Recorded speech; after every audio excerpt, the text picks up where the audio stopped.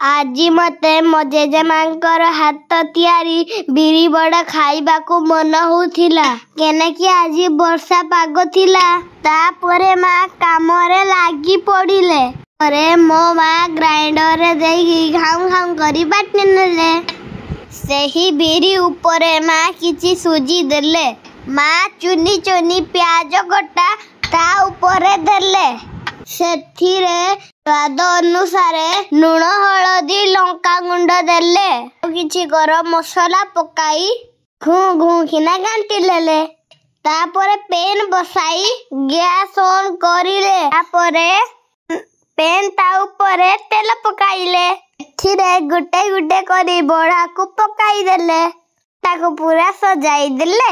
ଗୋଟେ ମୁଁ ଜଗି ବସିଥିଲି କେବେ ବିରି ବଡା ମା କରି ସାରିଲେ ଖାଇବି। ମୁଁ ସେତେବେଳେ ଜେଜେମାଙ୍କର କଥା ଭାବୁଥିଲି।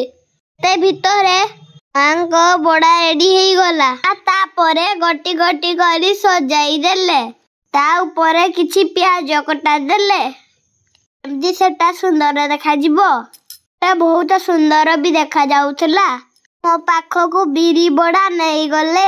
ଆଉ ମୁଁ ଜଗିକି ବସିଥିଲି।